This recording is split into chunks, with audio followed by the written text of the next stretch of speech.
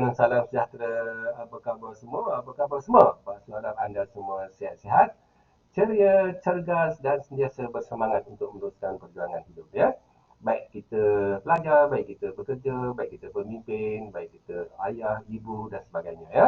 Baik, setiap kita ni ada impian, setiap kita ni ada apa nama ni target ya dalam hidup kita ya. Dan kita perlu berusaha untuk membaiki diri kita dari masa ke semasa. Baik, dalam kesempatan kali ini, Pak Tu nak kongsi lagi satu lagi teknik pengurusan masa iaitu teknik jadual ya. Teknik jadual belajar ataupun jadual ulang kaji ya. Kalau kita sebagai pelajar ya, kita ada tugas ya. Tugas hakiki kita ialah pergi kelas ya ataupun menghadiri kuliah ya. Kalau tutorial, pergi lab, itu semua tugas hakiki kita ya. Kemudian pergi perpustakaan ya. Kemudian sediakan tugasan-tugasan, siapkan tugasan ya, buat ulang kaji ya. Baik. Cumanya dalam jadual ni, teknik jadual ni Pak Su bagi satu contoh jadual ulang kaji ya. Bila kita belajar ya, kita pergi kelas, kita ambil nota, mesyuarat ajar dan sebagainya. Kalau kita sekolah, kita cikgu ajar, cikgu mengajar, dia bagi nota, kita pun salin nota dan sebagainya lah ya. Itu piawai atau skema yang biasa ya. Jadi kita dah ada jadual kuliah ya. Kita dekat college ke, dekat politeknik ke, dekat universiti ke, dekat sekolah ke kan. Kita ada jadual kuliah kita ya. Mungkin ada yang mula pukul 8, ada yang pukul 9 ya. Ada hari sampai ada 3 subjek, ada hari kadang-kadang 1 subjek. Ngikut kita punya kursus yang kita ambil ya. Baik. Jadi dalam kali ini Pasal nak kongsikan satu contoh ya, jadual ulang kaji ya, jadual ulang kaji. Jadi dalam jadual ni Pak Su tak nak masukkan jadual kuliah yang tanda tanda apa ni warna ni ya, kita katakan jadual kuliah ya. Pak Su nak concern dengan kuning ni. Kuliah ni tak berbeza-beza antara kursus dengan kursus yang lain ya. Anda ada jadual kuliah yang anda masukkanlah. Jadi Pak Su buat hari dan masa. Masa Pak Su bagi 3 bahagian, pagi, petang, malam ya. Anda boleh gunakan masa anda yang anda sukalah. Kalau anda nak letak sini pukul 9 lah. Jadi Pak Su bagi contoh kat sini, pukul 8 sampai pukul 1, lepas tu 2 sampai pukul 5, lepas tu 8 sampai pukul 12 ya. Pak Su bagi 3 kategori masa ni ya. Baik. Jadi katakanlah hari Isnin ya. Hari Isnin ni kat sini mungkin ada kuliah, ada 2 subjek. Kat sini mungkin ada 1 ya. Kita pulang pada ni. Cuma yang Pak Su nak beri perhatian pada anda sekarang ialah warna kuning tu ya. Ya. Jadi warna kuning ni lah waktu yang tiada kuliah. Jadi waktu tiada kuliah ni kita nak buat apa? Kan? Kita perlu ada jadual ulang kaji. Ini dalam konteks mingguan ya. Jadual ulang kaji mingguan ya. Ini satu contoh yang Pak Su bagi ya. Ulang kaji itu maksudnya apa? Ya. Ulang kaji ialah apa-apa aktiviti pembelajaran ya. Pembelajaran semula. Ya. Ulang semula.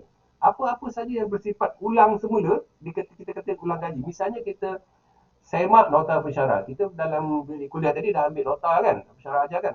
Balik ke rumah atau balik ke asrama, kita semak nota tu balik. Kita gunakan highlighter lah, apalah, tak kisahlah. Kita baca balik dan semak. Itu dah satu bentuk ulang kaji. Kemudian kita buat peta minda pula rupanya untuk topik tu. Satu bentuk ulang kaji. Kemudian kita baca buku rujukan sebab pensyarah kadang-kadang cikgu sarankan kalau subjek ni baca buku ni. So kita baca buku tu. Ya. Itu pun bentuk ulang kaji juga. Kemudian kita buat latihan jawab soalan yang berkaitan dengan tajuk tadi kan ya. So itu satu bentuk ulang kaji juga. Kalau kita menyiapkan tugasan, ada pensyarah pula ataupun cikgu bagi assignment kat kita. Assignment berkait dengan tajuk yang telah diajar, itu pun satu ulang kaji juga. Kita buat laporan, kita buat study group dan macam-macam lagi. Ya. Apa saja yang berbentuk ulangan itu dikatakan ulang kaji. Ya. Baik, contohnya lah. Ini contoh yang Pak Su bagi kat sini ya, nak mudah faham ya. Katalah dekat sini, katalah pukul 12 hingga pukul 1 ni tak ada kelas. Ada 1 jam. Kita pun buat ulang kaji IKO. IKO ni katalah subjek ekonomi ya. Malam pula kita ada pukul 8 hingga 12 ni ya. Kalau ada masuk sembahyang isyak tu anda break lah kat sini ya. Ini Pak Su bagi dua ni. Katalah kita ambil IKO dan matematik untuk hari Isnin. So hari Isnin kita dah tetapkan. Kita akan buat ulang kaji IKO dan matematik. Hari Selasa pula dekat sini belah petang ni katalah 2 hingga pukul 3. Masa tu tak ada kelas. So kita buat ulang kaji accounting contohlah ya. Malamnya kita tambah lagi buat ulang kaji accounting dan ekonomi. Ya. Kemudian hari Rabu pula ALC, ini katalah subjek English, ya. Kemudian malamnya kita buat ALC dan juga matematik, ya. Hari Khamis, ini pagi ni semua penuh, kuliah penuh ni, ya, tak boleh masuk ni. Petang ada free 1 jam, ya. Tak kisahlah pukul 2, pukul 3 ke ataupun pukul 4 sampai pukul 5 ke, ikut anda punya jadual kuliah. So kita ada subjek management, kita buat ulang kaji management. Malam pun kita buat lagi, ya. Hari Jumaat, kemudian okey, hari Jumaat macam tu juga. Hari Jumaat petang tak ada kelas. Ya.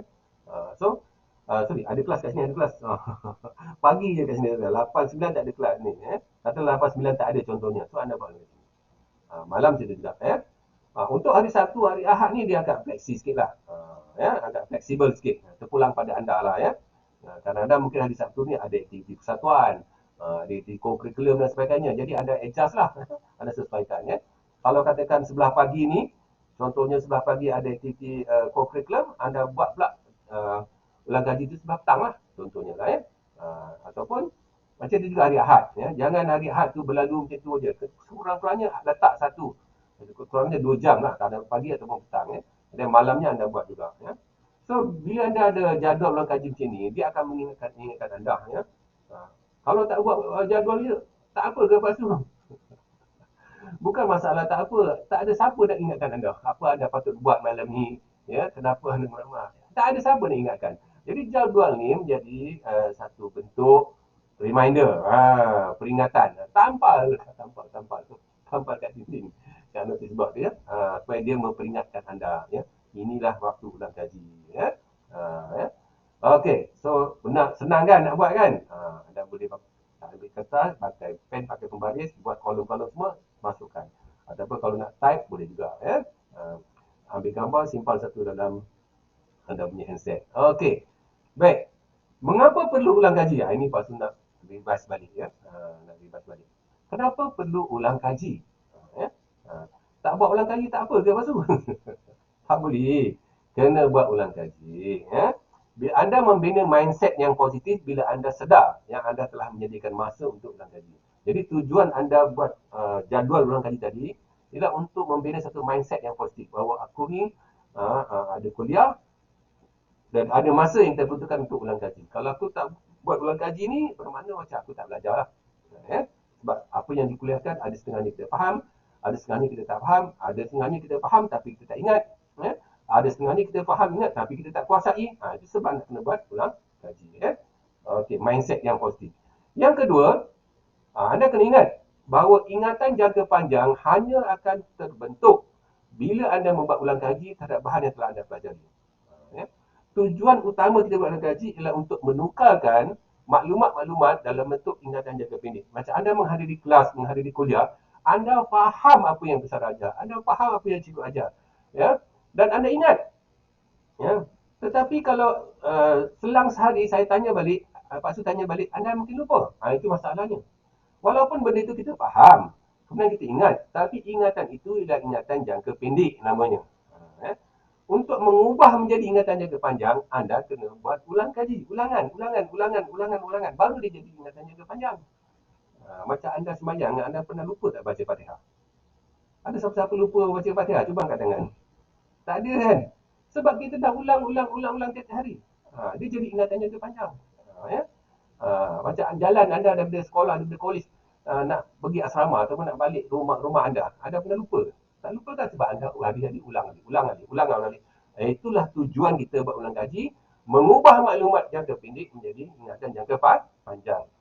Dan yang ketiga, semakin banyak dan intensif anda membuat ulang kaji, maka semakin tinggilah tahap penguasaan anda, ya, terhadap bahan yang anda pelajari.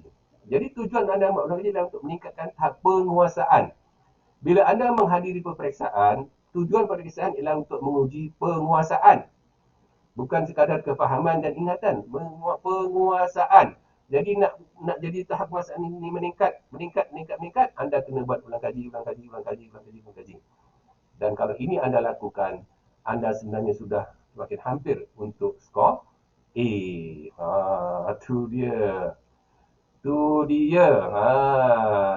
Jadi kalau nak jadi pelajar star, pelajar banyak A, CGPA 3 point, CGPA 3.5, CGPA 4 flat, ya.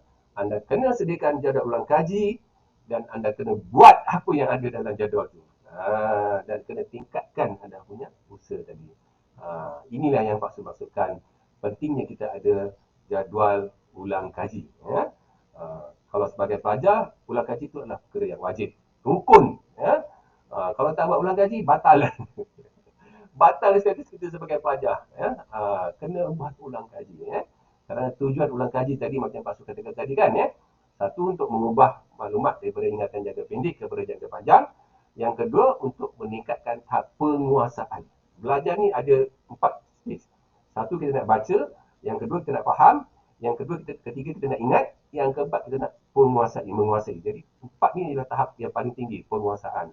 Itulah tujuan utama kita buat ulang kaji. Faham tak tu? Pasal anda faham semualah ya. Baik, sehingga kita bertemu lagi dalam kesempatan yang akan datang. Salam motivasi.